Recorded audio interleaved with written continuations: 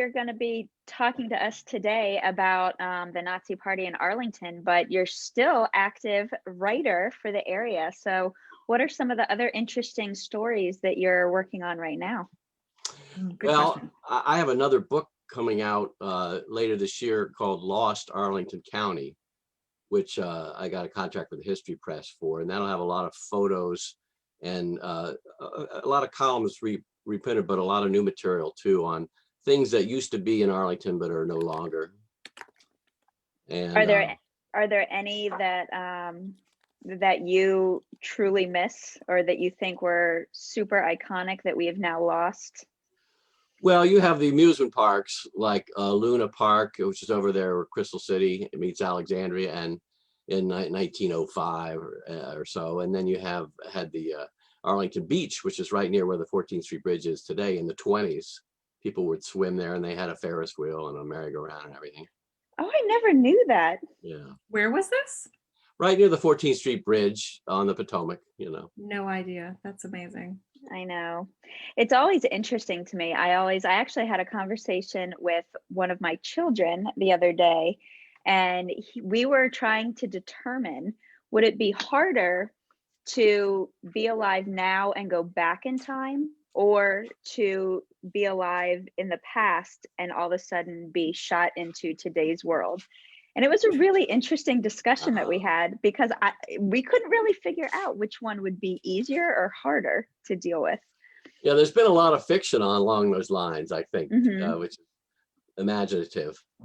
I know. And I have been recently very much wrapped up into World War II stuff. I've been reading, actually doing a lot of audiobooks on women spies during World War II, and that has been fascinating. The one that I just read, it was called Codename Helen. And I read a review of that, yeah. And it was about Nancy Wake, and there's actually a documentary on, I think it's on Amazon right now, about her, and she was the Gestapo's most wanted female. And her coat, or what they dubbed her, was the White Mouse. And she was a fascinating woman. But then just reading about all the different, like the women who are involved with the code breaking. Right. There's so many good books. I think I've literally just listened to 4 of them right in a row. And my mom just gave me a book. What is it called? I have it right over there. The Women in the Castle. And I haven't read it yet, but it's apparently during World War II, where women are, I think it's 3 women are living in a castle, but they're in, like they're stuck there during the war or something like that. And they're all from like the different backgrounds, and just to whatever those relationships end up being, to where some of them are obviously like arch enemies and stuff. But that's my next read. Very good. Well, PBS did a drama, The Bletchley Circle, which is all about women codebreakers in England in the early 40s. I will have to check that out, because that's one of them that I just read. It was called The Rose Code, and it was about women working in Bletchley Park. Yeah. Ugly and that one actually just came out. Yeah. And probably you read Liza Mundy's Code Girls. That has a lot of Arlington in it. And yeah, I read that and reviewed it for the magazine. Oh, you did? Good. Yeah. Well, my mother was a code girl, you know. Really? Yeah, so she did linguists at Arlington Hall. And so I talked to Liza about that a little bit. I got there a little bit too late for her book, but she was interested. That's fascinating. Did she talk about it a lot or no, your mom? We learned a lot about it in letters later on, but she was interviewed on WTA for a documentary called Washington Goes to War, where she talked about it. Wow. That was about 10 or 12 years ago. I'm going to write that down. Washington Goes to War. Washington Goes to War. Yeah, WTA did that. Okay. That's fascinating. Yeah, I have, speaking of real estate, one of my really good friends her and I, when I was in news at a newspaper, her and I worked together, and I just helped her find a house. She purchased it last year right in Park Fairfax, which I was telling her, because she's obviously very into history and all the background and everything. And I was telling her how not only is it an absolutely lovely area to live in a very sought after area, but just the history of Park Fairfax was the war housing. It was all Yes. built when World War II was starting, or during World War II too. And I want to say in Code Girls, that's where they lived. Right over, it was either in Oh, the Park Arlington Fairfax or, Farms, Arlington yeah, Experimental Farm is where a lot of the Code Girls lived too. And yeah. that's in my coming new book too. Oh, all right. I will definitely be checking all of those out.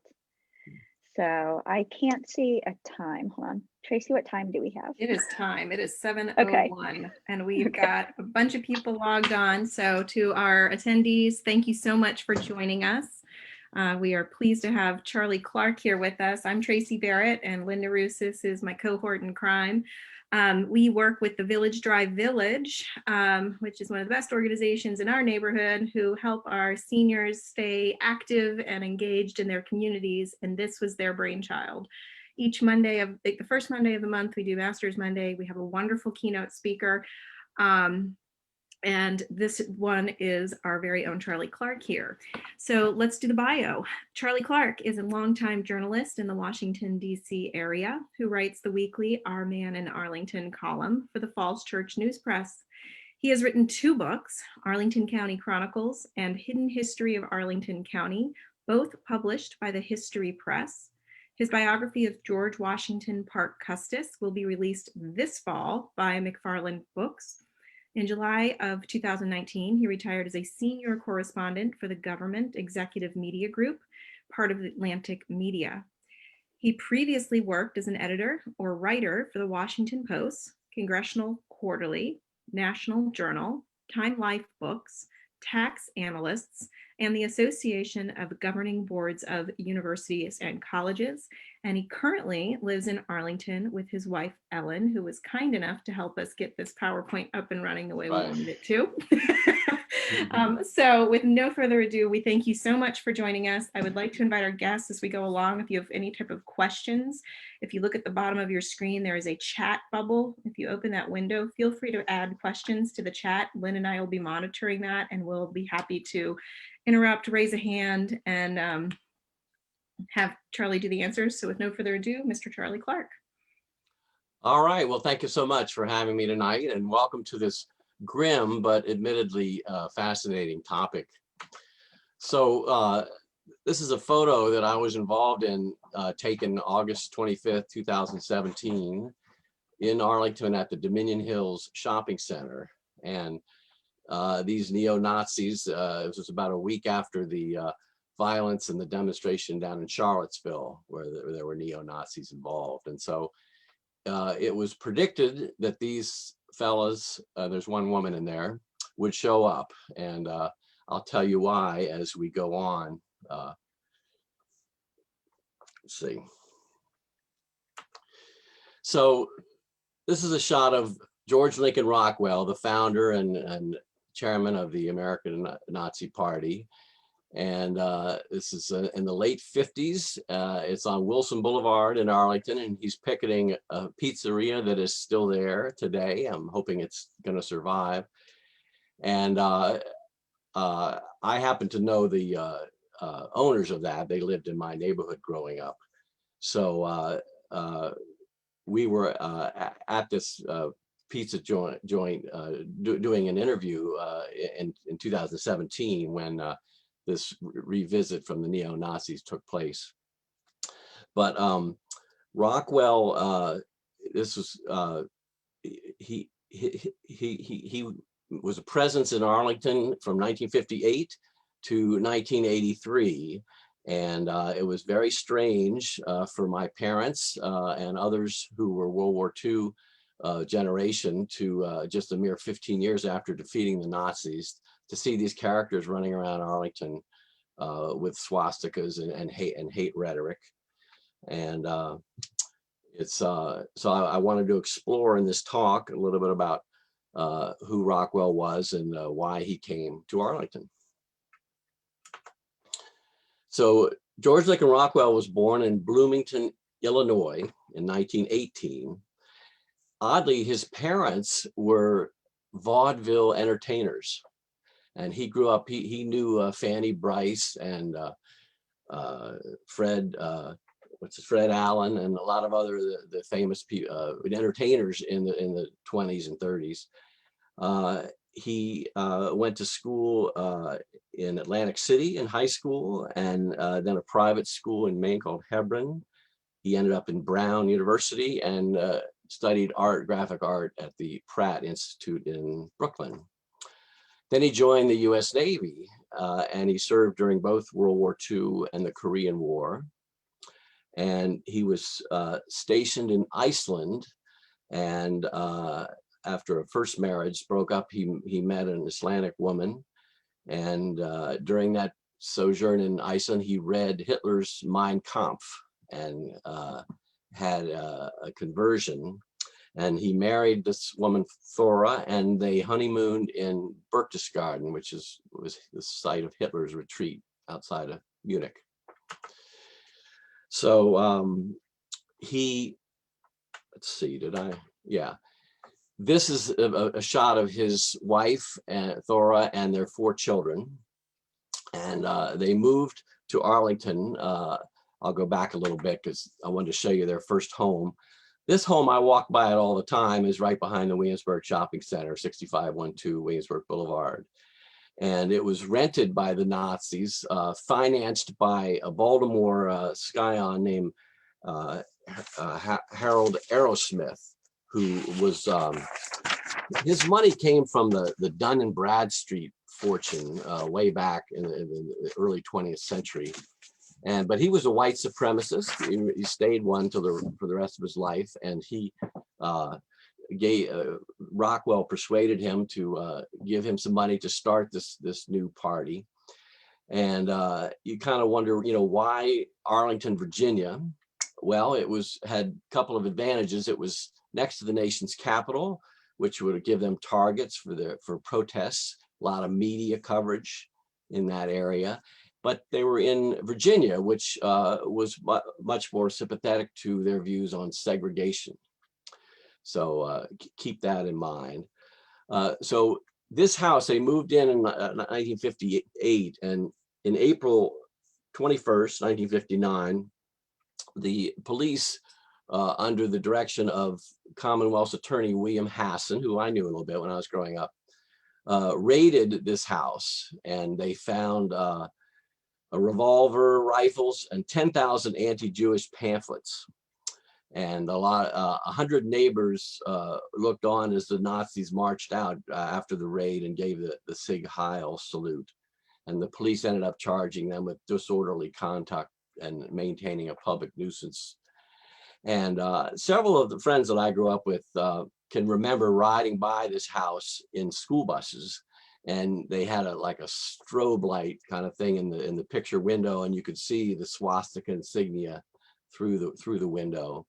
And another friend, this is another reason I wanted to show you these kids, another friend from my high school, Yorktown, remembers being a student at Nottingham Elementary School there in the late 50s, early 60s. And he had a classmate, Reggie Rockwell, who's one of these blonde-headed boys there. I can't tell you which one, but Reggie Rockwell was crying one day because he had been told he was moving back to Iceland, so that he wasn't going to be in the class anymore. So what did the Nazis do? They set up shop in a house, which I'll show you in a minute, on 928 North Randolph Street after they left the Williamsburg Boulevard house. And they began organizing protests, picketing, and rallies down. This is them down on the Ellipse downtown. They picketed the opening of the movie Exodus. They picketed a nightclub when the black performer Sammy Davis Jr. was billed. When Ben Gurion, the president of Israel, came to New York City, Rockwell tried to protest that, and the mayor ended up banning him. In 1962, the Virginia General Assembly condemned the Nazis as an enemy of the state, but that didn't slow him down. his fame rose. He gave a lot of tours of speeches on college campuses, which was a source of income for the Nazis. They had other sources. And he became well known enough that Bob Dylan mentions him in a song, the Talkin' John Birch Paranoid Blues. And Alex Haley, who had written the autobiography of Malcolm X, had ghostwritten it, interviewed Rockwell, and it was published in 1966 in a very famous Playboy interview. This is back when interviews with Playboy magazine were quite impactful. And many of you might remember in the late 70s when Alex Haley's Roots was made into a TV series, and it was one of the most highly watched TV series in history. And Alex Haley was interviewing Rockwell in that fictional portrayal, and Rockwell was portrayed by Marlon Brando.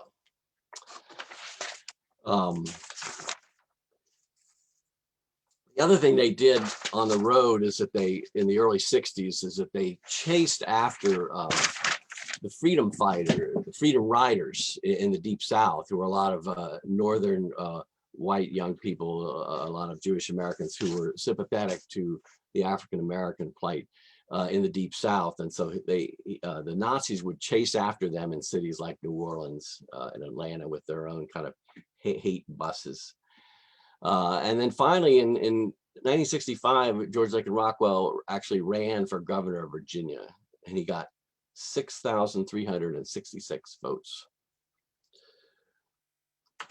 So here's the house on 928 North Randolph Street with the big sign, "White man fight, smash the Black Revolution now." And I actually remember this. I would ride by it. It's in the middle of Ballston. It's now a high-rise building. But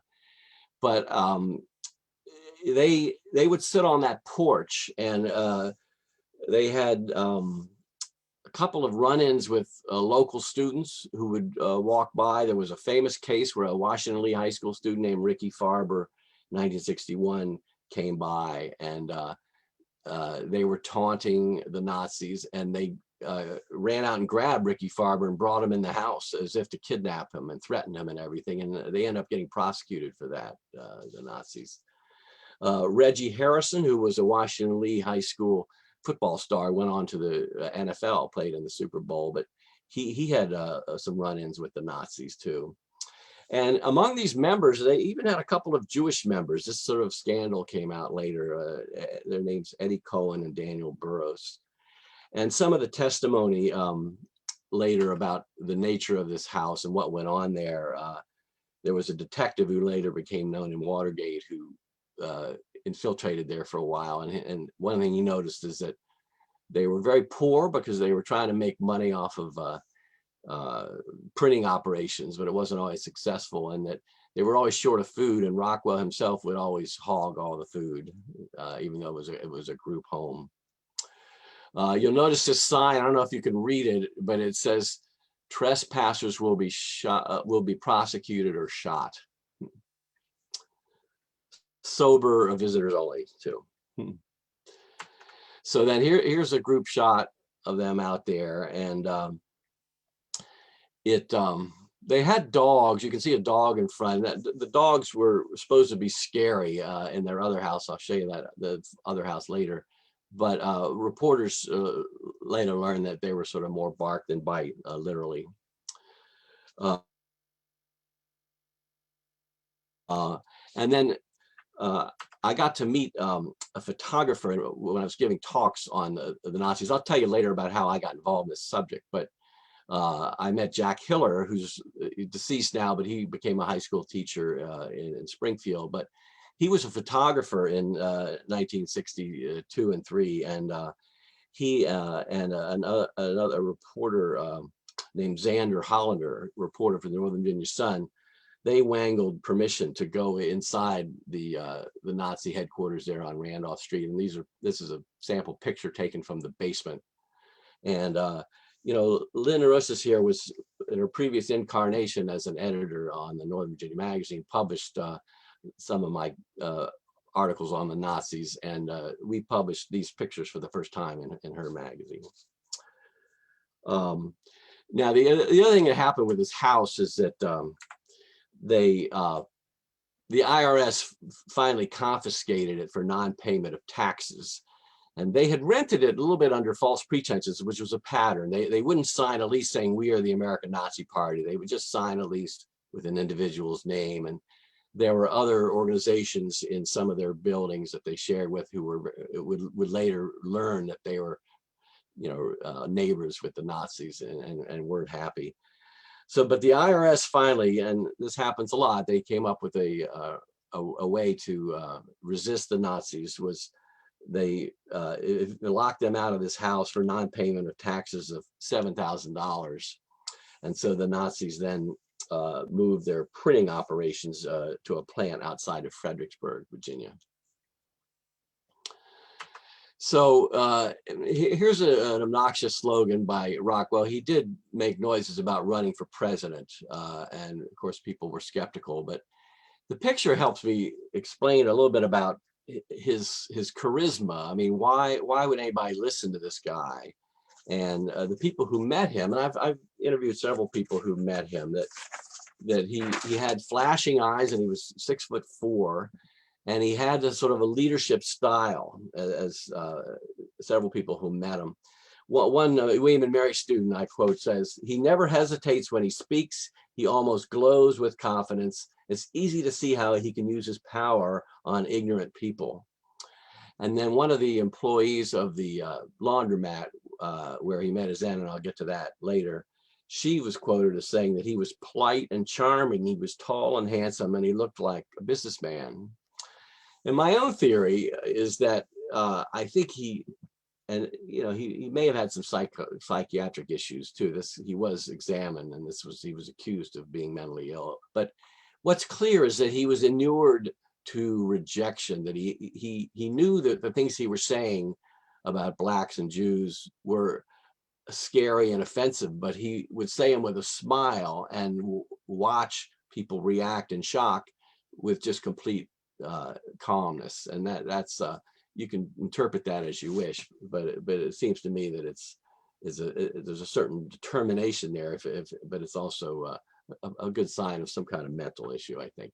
Charlie, before you go forward, we have a question in the chat that says, what is in his hand in this picture? Do you know? Yeah, it's hard to know. It looks, I really can't tell. It looks like some kind of gun holster is my guess. Yeah, we would have to enlarge that. I mean, I imagine it would be symbolic of something because the picture is very posed. So good question. All right, so this is the house that they moved into around the same time that they were evicted from the Randolph Street place. It's on Wilson Boulevard. It's now Upton Hill Regional Park. And this house there's a widow named Kern who rented it to them. And again, she was sort of unclear exactly who they were, and she wasn't on site. So who knows whether she was aware that this giant swastika would be mounted up top. But you got to remember that there's probably 20 or 25 of them total. So maybe nationwide there's 50 or 60 total. That's what the scholars estimated. I'll get to them in a minute.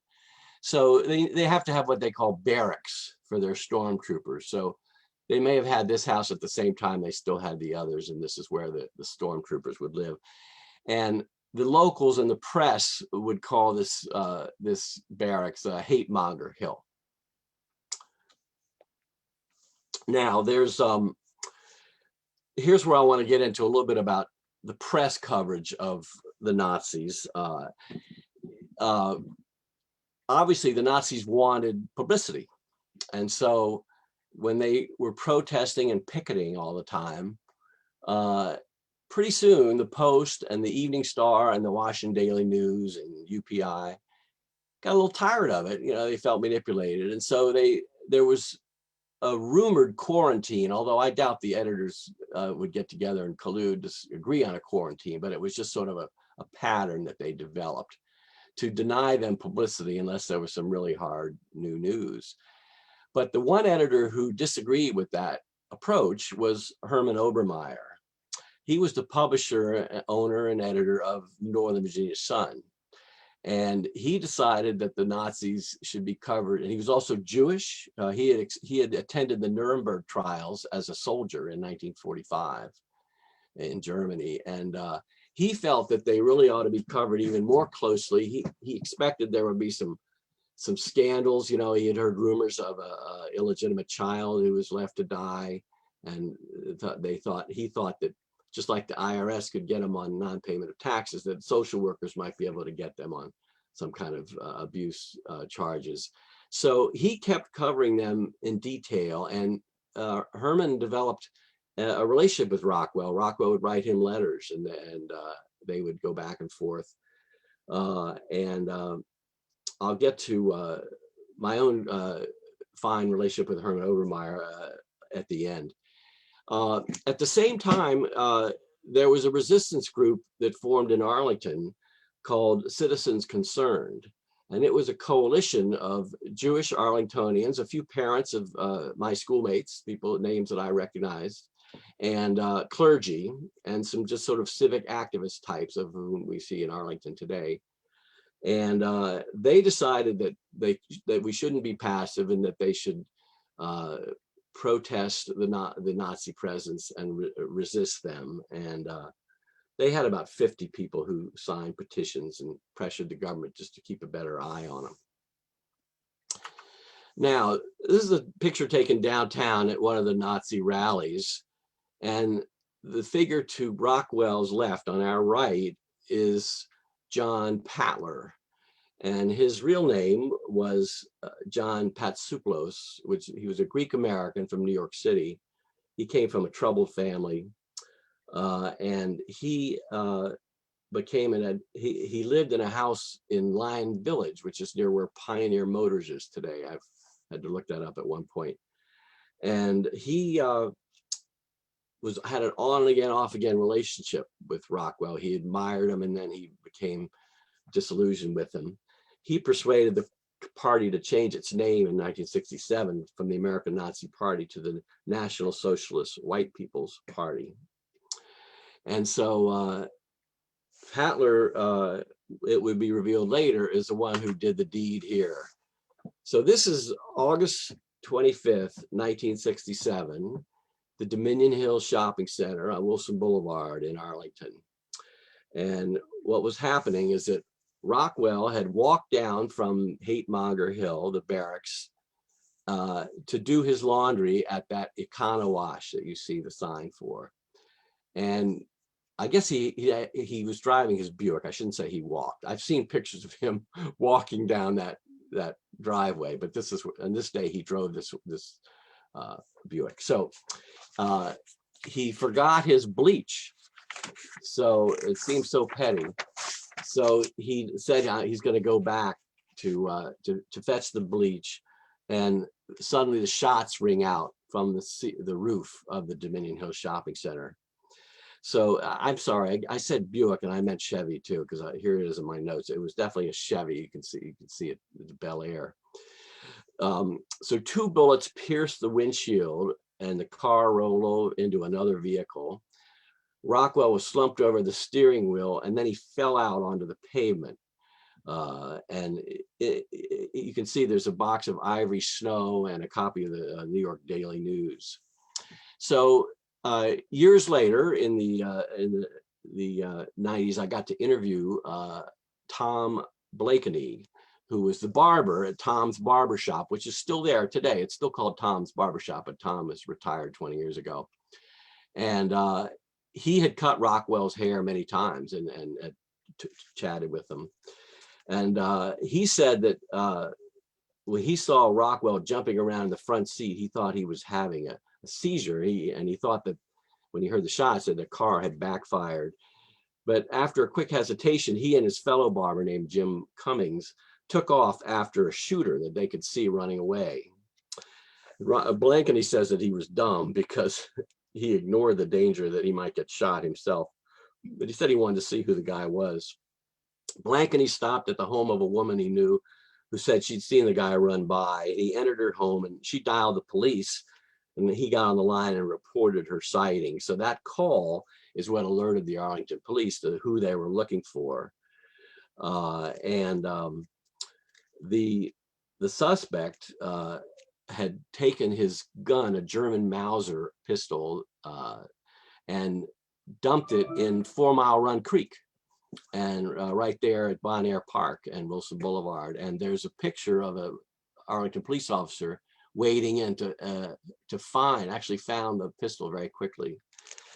Patler, meanwhile, was caught at standing at a bus stop on Washington Boulevard, and I think it's Illinois Street, with his trousers all wet from the knee down, which was the dead giveaway for the cops.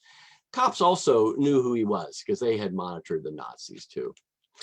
And I want to mention that just in recent weeks, I spoke to Ken Unziger, who was a 19-year-old at the time. He was there on the day of the shooting, and he's a Wakefield and Kenmore graduate. And he told me that when he read the press coverage later, they said that Rockwell had been, the bullet had hit him in the head, but he said to him it was clear that the wound was on his chest and that the blood on his head had happened when Rockwell's head hit the concrete. I was glad to get that grim detail. So look at this coverage. This is the Northern Virginia Sun, and they were right because of their, I mean, I guess everybody's monitoring the police radio, but the Sun Gazette its office was closer than the downtown newspapers. So they got there first, and Obermeyer got this coverage, and you can see Patler in handcuffs below there. And I can actually remember this. I was in 8th grade at the time, but I can remember seeing this issue of the Sun. And later, when I was doing more research on the Nazis, I went on microfilm and confirmed that this assassination was front page news around the world, particularly in capitals of Berlin and Tokyo, the World War II enemies. Let's see. Then you had a fiasco. So you got to remember that Rockwell. Charlie, wait, before you go, we've got a couple questions. Okay, go ahead. Okay. We have one right here from 727. This is Valerie Soroka. Oh, wait, we'll get to that one later. This one here is, have you ever spoken with Justice Charles Russell? He was an Arlington Circuit Court judge who presided over the Patler trial and has many stories about the trial, or might be coming up. Yeah, that's a very good question, but are you sure he's still living? Ms. Alper? Yes. Yeah, I think he's probably deceased, but that's a great point to make, great fact to have in there. I appreciate it. So, No problem. Cool. Yeah. So remembering that Rockwell is a Navy veteran, so he's entitled to be buried in a military cemetery. And the Nazis, his deputy, Matt Kale, were negotiating. They wanted him in Arlington Cemetery, but the military authorities were not having it. So the Nazis arranged for him to be buried out in Culpeper Veterans Cemetery. But then they had a fight over, the Nazis wanted to have all their memorabilia as part of, not memorabilia, regalia is the word I'm looking for, as part of the funeral ceremony. The ACLU had helped the Nazis argue that he was entitled to burial there, but the military authorities and Veterans Administration would just not put up with the regalia down in Culpeper. So you can see there was a huge crowd and pushing and shoving, and the ashes were, he was cremated at, I think it's Murphy's Funeral Home, and they brought it out there to Culpeper in this caravan, and the burial was blocked by the military authorities. So the ashes ended up with Matt Kale was the last one to find them. So the Nazis, so then let me talk about Patler's trial before we get to that then. Yeah, so Rockwell, he left a slim legacy. It was $257 was his estate. And Patler went on trial in December of 1967. And he was defended by the former school board member, Helen Lane, who was a character. I've written a whole column on her. And the prosecutor was Commonwealth's attorney, William Hasson, and he asked for the death penalty. The jury had 10 men, 2 women, and in 4 hours, they found him guilty. And you remember in Virginia, sentencing is also what juries decide too. And they sentenced him to 20 years in prison, but it was appealed to the Virginia Supreme Court. And he ended up serving just 4 years at a camp near Martinsville, Virginia. He was paroled in 1975. And he later changed his name back to his original birth name, Patsulos. But he violated parole and he was back in prison briefly in the early 80s. And then from what I was able to discern, he went on to launch a Spanish language newspaper and became a commercial artist. And supposedly he's living in New York City now, but he doesn't give interviews. So the Nazis then moved to new headquarters on Edgewood Street, Franklin Street, near Courthouse, between Courthouse and Clarendon, which they shared with a dentist's office. And they had they were there from 68 to 83. And there were some episodes. They later became, just so you all know where it is, the Java Shack coffee shop, which is a great coffee shop. And I've been in there many times and interviewed the people. Closed, by the way, during the pandemic. And so it is now run by a company called Sweet Science Coffee, in case you still want to go there. But the Java Shack owner would later find buried in the wallpaper and in the underneath the bathroom, the medicine cabinet and everything, old business cards from the Nazis. And during the 2016 election, there was all these rumors that the Java Shack was a Nazi front, and that they were, these anti-Clinton rumors that they were somehow supporting the Nazis supporting Clinton out of that Java Shack. Just a lot of crazy internet rumors. And the owner of the Java Shack got lots of angry hate mail from people, but it was all misinformation. And then, so from this headquarters in this building on Franklin Street, the Nazis continued to conduct activities. There were some egg throwing protesters against them, but they marched in the 1976 Bicentennial Parade down there in Clarendon on Wilson Boulevard. And the ACLU, of course, would defend their right to do so. And then they also sued Arlington schools because they wanted to hold what they called a White Pride Day at Yorktown High School, my alma mater. And it went into litigation back and forth for a decade.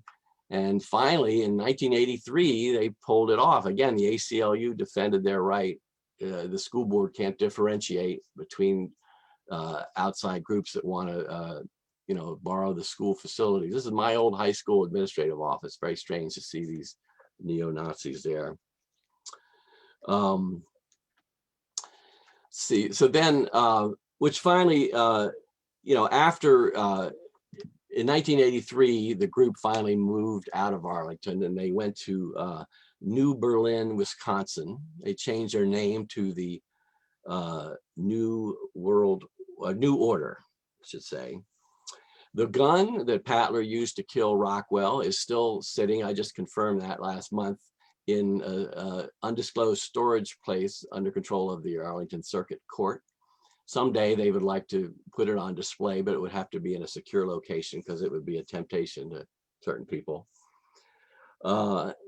The Nazis, they continue to show up on the History Channel, and there's been documentaries and everything. It's really not my interest. I don't really want to follow hate groups around the country. My idea is that this is Arlington history, which is why I got so interested in it. So here's what happened, how this came to pass in August of 2017. we all knew that it was the 50th anniversary of the assassination of Rockwell. So I had planned to do some writing on it, and I went into all the stores in the Dominion Hill Shopping Center, including Tarm's Barbershop, and left my business card and said, if any neo-Nazis show up on the 17th, give me a call. So meanwhile, a news crew from NBC, local NBC, Mark Seagraves, contacted me, and they asked if I would be their sort of Sherpa and take them around to the 4 or 5 Nazi house locations in Arlington. So we were doing that on that day. I took time off from my day job, and we were standing in front of Mario's Pizza at about noon, interviewing Alan Levine, whose father had started Mario's Pizza. And Alan was telling a very interesting story about how when the Nazis were picketing, his father took a garden hose and hosed them down. And we got this frantic call from the Tom's Barbershop guy saying the Nazis are here. So we leapt into the NBC News van, and we made it here just as they were leaving. And very fortunately, one of the customers in the barbershop had snapped this picture, which he gave to us. And NBC, local NBC affiliate, published it that day, and I published it in the Falls Church News Press. And we could have predicted that this they would come back there on the 50th anniversary. I don't think I thought it would be exactly at noon, which it was. They had come back as 10-year anniversary too. There's a picture of them standing there. All right, and then finally, and that will leave us some time for questions. I wanted to acknowledge my debt to the 2 books on Rockwell by Frederick Simonelli and William Schmaltz, both professors, both published them in 1999. I suspect that they were competitors, not happy about the other one. They're slightly different. But what I notice about them is that they're very national in scope, and they have excellent biographical material and on the whole Washington politics of dealing with the Nazis, how the Justice Department handled them and everything. But their treatment of the Arlington story is pretty, thin. So I sort of feel like that I was able to add a lot of material on Arlington. And then finally, I want to contribute not only to the Evening Star and the Washington Post and the Washington Daily News, whose coverage I use UPI for photos and things too. I had the honor of working with Herman Obermeyer about 3 or 4 years ago. It was right in the year before he died. I had interviewed him before. He knew who I was, so he invited me to sort of come on his staff. In his elderly years, he had a whole team of people who helped him. And he wanted me to do research and figure out a way to republish his book where he gathered all the Northern Virginia Sun coverage of the Nazis in one book with a lot of photos. I still have that book. And I worked for about 3 months, just once a week. I go there and I made trips to the Library of Congress, and I looked at a microfilm. And after all that wonderful discussion and analysis, Herman, who was a take charge guy, just decided that he didn't want to publish it again. So that was the end of that. So that's the end of my prepared remarks, and I'd be delighted to take any questions now. There's a great question in the Q&A, which is, what is your guess as to how Patler knew Rockwell would be at the laundromat at that time? He's got a hypothesis if you don't. Well, I'd be happy to hear that. I'm guessing that Patler had been in the barracks that morning and may have gotten wind of the plan. Patler was found, a letter was found in his wallet where he was reconciling with Rockwell after their estrangement. And there was also a story that is in the books, but was never introduced in court, that Rockwell had slept with Patler's wife. And so, I can't vouch for whether that is accurate or not, but it was certainly raised as an issue in private, and they decided not to go with it. And you guys, I am slowly but surely sitting here allowing you guys to unmute yourselves and ask questions too now. So that should be something that is popping up on your screen slowly but surely. But Ken, does that jive with what you were thinking? Can you hear me? Yes, I can hear you, Ken. Oh, good. Okay. No, I heard that the feud, because of the wife issue, was still there, and that Patler was not welcome at the house. And I heard that, as you know, Mr. Rockwell wasn't very popular with most of his troopers for the way he acted and ate all the good food first. Yeah. So there was a fellow named Matt Cole.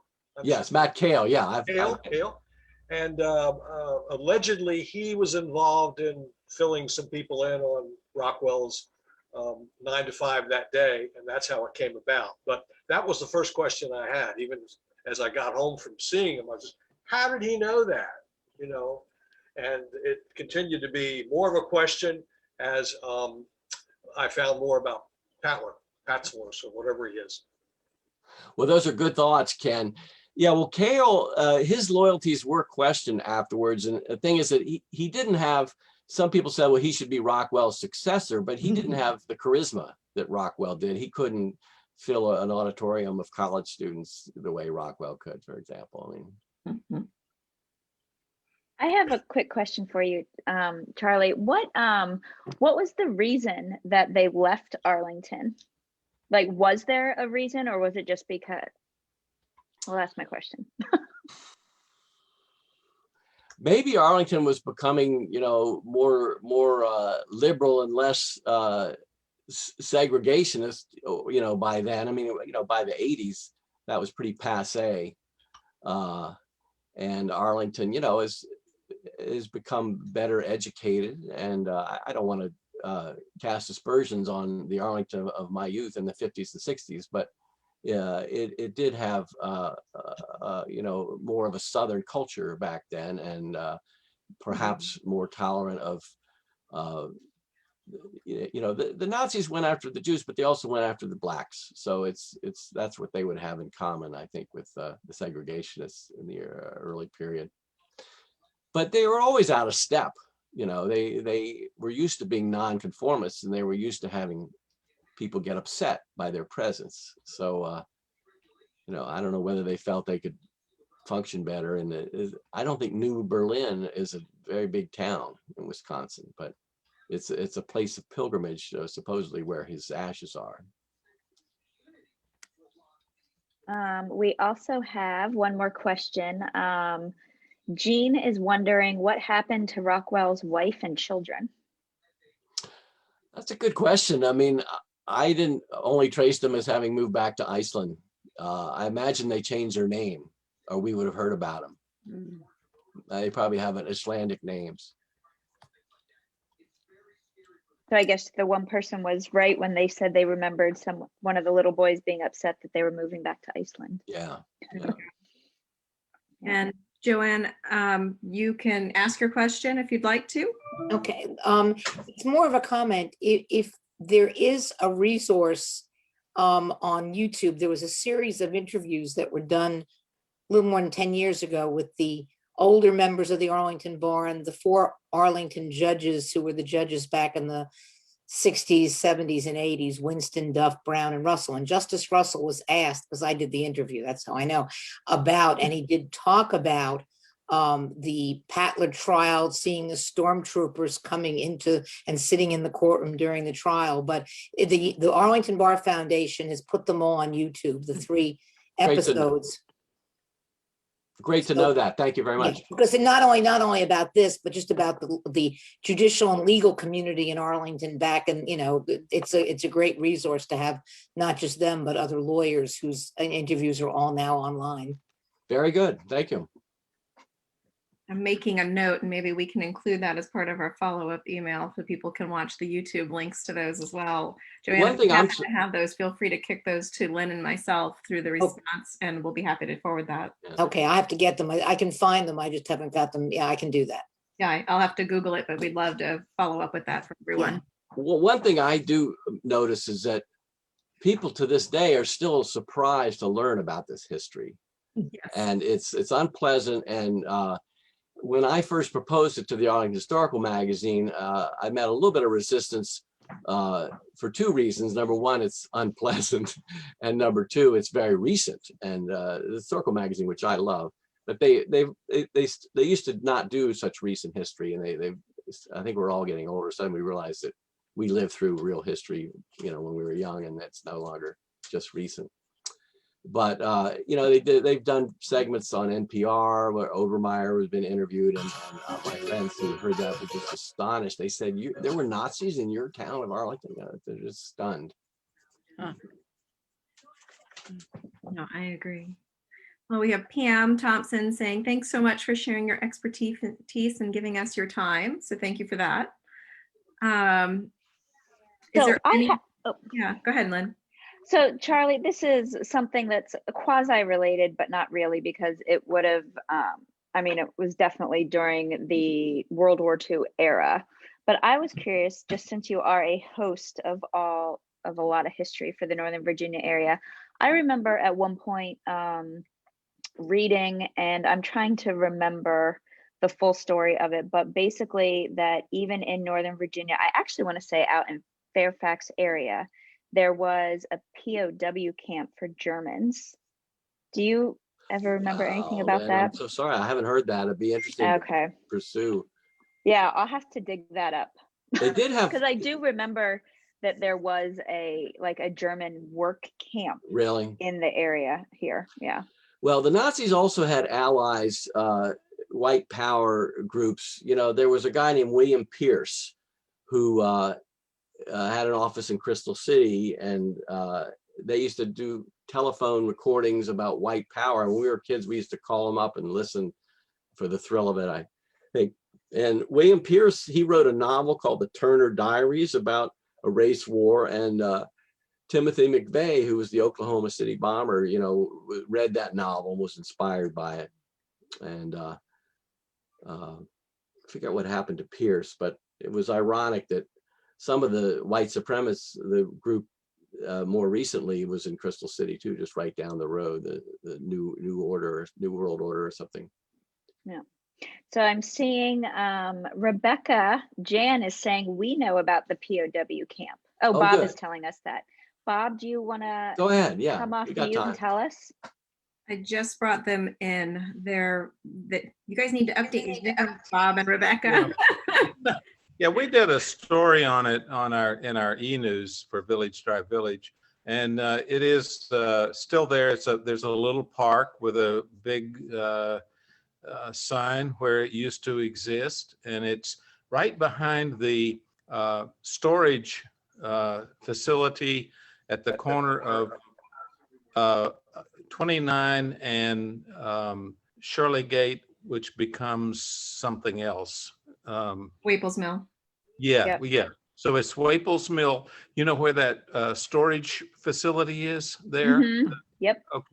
Well, it's right behind that. There's a little park. And you access it. Very interesting. Access it from the road behind. That would be interesting. Charlie, Which is government drive or government's, Right, over by the government center. Charlie, I'll go out and get a picture of the plaque and I'll send it to Thank you. Yeah. And then we need to find a speaker to follow up on that. Yeah. So one more anecdote that my wife reminds me that on August 25th, the day that the neo-Nazis descended on Dominion Hills Shopping Center, the good citizens in the Dominion Hills neighborhood put out a Facebook flash mob invite, and they assembled that night about 80 or 90 people with signs saying this is a community of love and not hate, and we don't approve of neo-Nazis. And my wife and I attended that, and they had news people there too. They did some interviews, and it was very touching that neighborhood spontaneously felt that they didn't want to have that 2-minute neo-Nazi protest in any way represent what their neighborhood really is. So. Yeah. And Marcia is telling us in the chat and that there was a German POW camp at Fort Meade. Yes, I know of that one. Actually, when I was at the magazine, we did a story about that as well, a very in-depth story with photos. See, Charlie, you got me on the kick of all the history stuff for the area. But well, before we leave, because we have 10 more minutes left. So if anybody else has any questions, definitely by all means let us know. But Charlie, I also Tracy, you and I were chatting a little bit before everybody else jumped on. Do you also want to tell us about for those who didn't hear, about the upcoming book and stuff you're working on? Do you want to tell us a little bit more about that? Well, thanks. The pandemic has, and I retired from my day job a year and a half ago. So pandemic has given me time to produce 2 books. The biography of George Washington Parke Custis, which is being edited now at McFarland Press, is the result of about 2 years of research. I traveled to Richmond and Williamsburg and Charlottesville and Lexington and New York and Philly, and then all the archives in the Washington area, including Arlington House and Mount Vernon, to assemble the first biography of Custis, the builder of Arlington House. Interestingly, the name of Arlington House may change. There's legislation to remove Robert E. Lee's name from it. Right now it's called Arlington House, the Robert E. Lee Memorial. And they want to take Robert E. Lee's name off. Congressman Don Beyer has introduced that bill. And then after I was pretty much done with that book, the History Press, which published my other 2 books, asked me if I wanted to do one, and we came up with Lost Arlington County, and it'll have a lot of photos and texts, a lot of my columns, but a lot of new material as well on things that used to be here that are no longer, and they include Arlington Beach and Arlington Experimental Farm and the Arlington Spring, the Pavilion, the Carlin Springs Pavilion, and some more recent things such as the Navy Annex and the Highlander Motel, which just got knocked down. So it'll run the range, and I'll have some material in there on preservation, the recent ongoing dispute over the February Lothrop House. I'm dealing with that too in the book. Yep. Yes, and the one that we found fascinating was Charlie was telling us that right in Arlington, right where the 14th Street Bridge is now, it used to be quote unquote beachfront property with a Ferris wheel and everything. So it's amazing how things have changed. Please. So we do have a couple more remarks in the Q&A. Okay. Ken Unzicker, again, he said, if you want to hear Rockwell speak, simply Google Rockwell and University of Michigan, and they have him speaking to students there, and you will be surprised at his wit, speaking presence, and preparedness for a hostile audience. Ken, thank you. And we will Google that. I've already made the note. Excellent point, Ken. And then he followed up to says this was about the POW camps. There was one in the Luray area. You can Google it. It was near the, is it the Shenvalley resort? And then Marcia also pitched in that there was also one at Fort Meade, and that we can visit the graves of the POWs who died here on American soil. Yep. Yeah. And then Amy just chimed in saying, speaking of white supremacists, have you seen the name Harold Armistead Covington associated with the Nazis in Arlington? Yeah, well, it's funny you mentioned that, because my wife went to high school in Chapel Hill, North Carolina with Harold Covington. And so we followed him a little bit. He ran for, I think, Attorney General in North Carolina. And then he took over this new order in Wisconsin when the sort of successor to the National Socialist White People's Party, successor to the American Nazi Party. And he ran it under the name of Winston Smith, who's the main character in George Orwell's novel, 1984. And, you know, he would show up now and again, I guess, giving speeches, but I'm told that he died in 2018. Recent. So, yeah. Oh, and I see one other one. Final question from Ken. He said, how many of you will admit to answering the phone in the 1960s with quote unquote, listen to WEAM to win $100?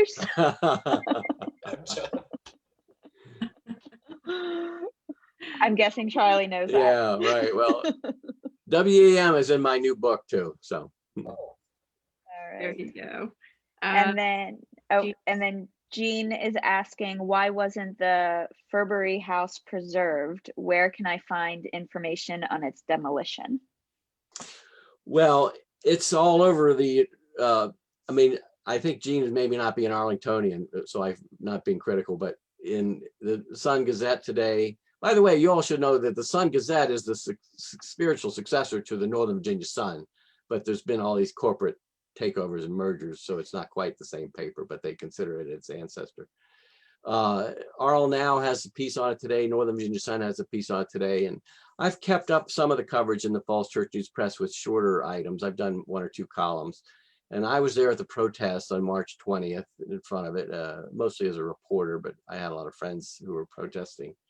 And the house is, if you go up there, I was just there 2 days ago. It's pretty ugly now. I mean, it doesn't really have a roof and has a lot of exposed old timbers, but it's not totally demolished yet. It's sort of a more gradual process. And the county is still working on what they might try and make a play for, but it is private property and it has commercial value of somewhere between 20 and 30 million. So if the county were to try and swoop in at the last minute with some, it would be a tall order, I think, in today's budget climate with the pandemic. Yeah, great. All right. All right. Well, Any remaining questions? All right. Well, we do want to just say thanks so much for coming out today, everybody. We had a really nice, robust attendance. I think we had about 30 people or so out here. We have next month on May 3rd, we have Susan Inskeep Gray joining us again. And we're going to dive into the history of Fairfax County's public school system. It is one of the most sought after and rewarded ones out there. And it's got quite the history from its first public school through segregation and into today's. And the talk is called From Chalkboards to Smartboards, the story of free public education in Fairfax County. It is fascinating. And if you then want to supplement that talk with a live visit to the museum itself, they have an entire area of the museum dedicated to that. So please be sure to go ahead and register for that on focusonnova.com/events. And we will also send the link so that you can register for that talk again too when we follow up with Charlie's talk. Charlie, thank you for this. It's fascinating. As you said, I think it's amazing as somebody who was born in the 70s and grew up just outside of Arlington and Fairfax, just to have this much history right here that, as you said, was ancient history to me, but it was very much alive and well in my lifetime, and you witnessed it in yours as well. So thank you for sharing it with us. I appreciate the opportunity.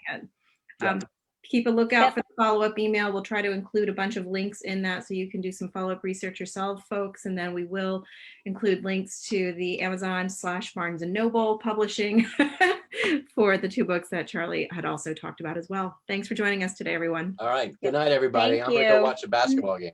Yeah, So. exactly. Right. March Madness. Bye, everyone. Yeah. Bye. Okay.